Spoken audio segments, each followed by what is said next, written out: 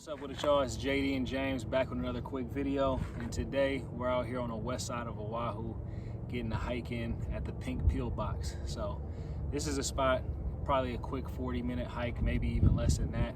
But you know, James brought up an interesting point earlier. I'll let him say it himself on his analogy in terms of hiking, how you can kind of relate that to life. I really like to use analogies for a lot of things because I feel like that analogies are how you can take one lesson that you learn in one aspect of your life and then you can apply that same lesson to another area of your life. So you're kind of growing as a whole instead of just trying to take on individual pursuits. And I was thinking about hiking and how sometimes when I'm hiking, I'm like only focused on getting to the top of the mountain so I could see that view, which is the end goal.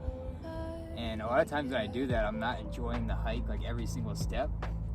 And I was just thinking about the times when I've really enjoyed hiking is when I'm stopping, you know, I'm picking fruits off the tree, I'm enjoying every step, I'm looking at the view as I'm going up. So I'm enjoying the process and I end up reaching the same place anyways. And I think the analogy is great for fitness because a lot of us have an end goal. We might have a target on which we're trying to reach, but we forget to enjoy every single workout and, you know, just be grateful for even the progress we've already made. And if you want to further extend the analogy, I don't want to push it too far.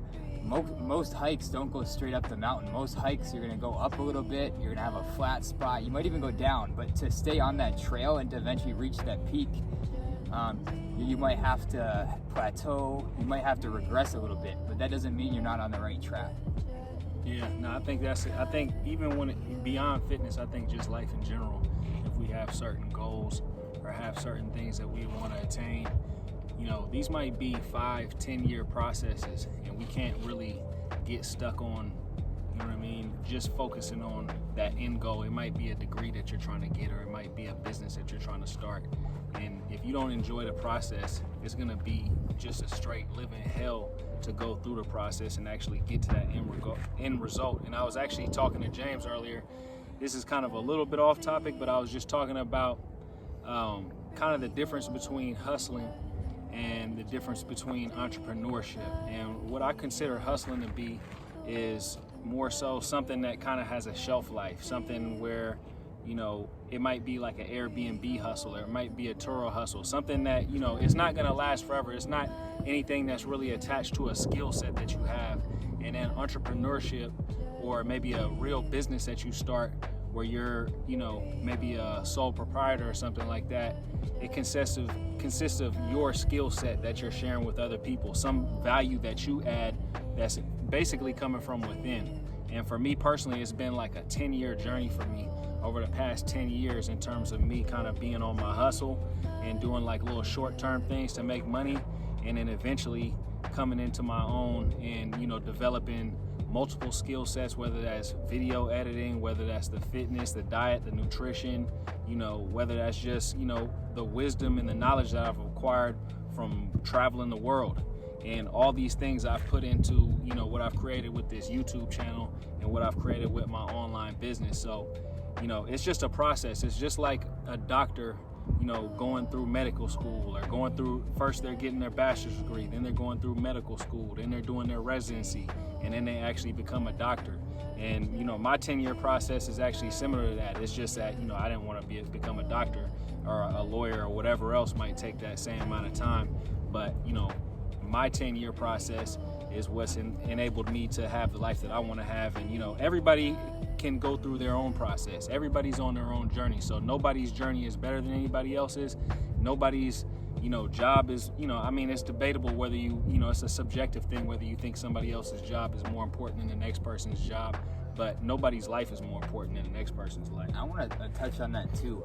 There's a book my friend recommended me. It's called So Good They Can't Ignore You. And his whole premise in the book is basically that to find a fulfilling career, he said to focus on a skill and then just put tons and tons of dedicated, focused practice into that skill.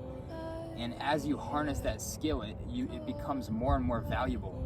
So take on, the more difficult a skill is to learn, the more value it has in the end. So, for example, in Airbnb business, you know, you could start that up with zero training. So at the end of the day, it's a very replaceable skill.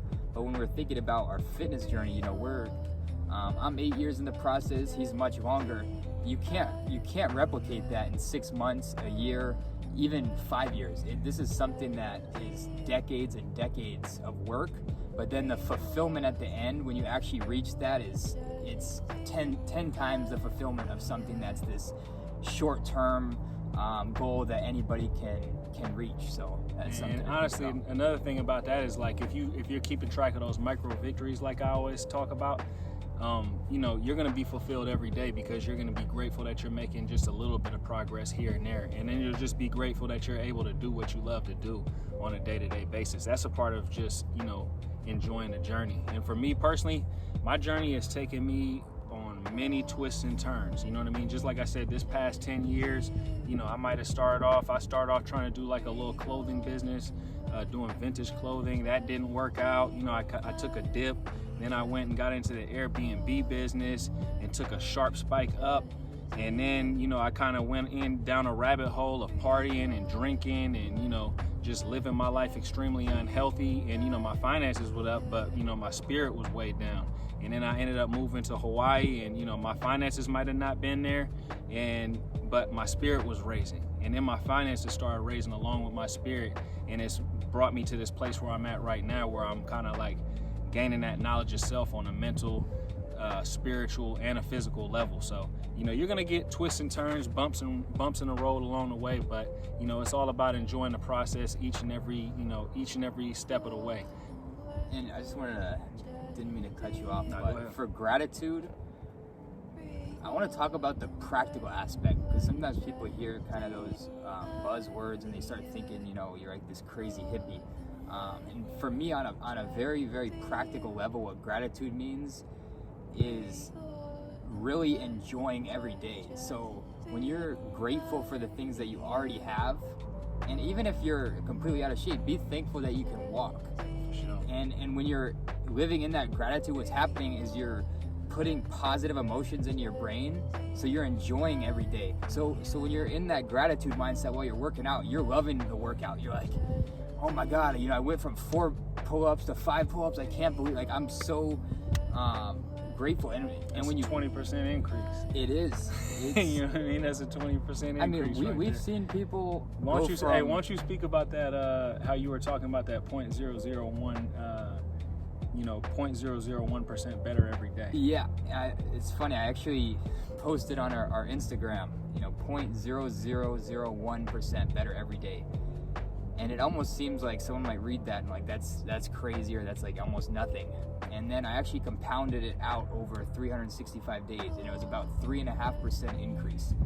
And we were thinking about that 3.5% increase in a full year of training. Like if we stayed the exact same body weight and we got 3.5% stronger, that would be a phenomenal year. So I mean, think about that. 0.0001% better every day is significant progress. Mm-hmm. And when you're starting off your journey, of course, you're going to be gaining way more progress than that. But that's another video for another day about how you get that exponential progress at first, and then it kind of, you know, plateaus for a minute, and then you kind of start making those micro victories, and then you start keeping track of those, you know, 0.001s, or, you know, whatever that figure might be. But anyways, guys, that's pretty much it for this talk. You know, we might have some other stuff. Me and James, we philosophize, you know, all the time, you know, on the way up to the hike, while we're at the park working out. You know, that's kind of just what we do. So, you know, we might come with another video before we end up leaving this pink pill box. For this one, that's it. We'll holler at you guys later.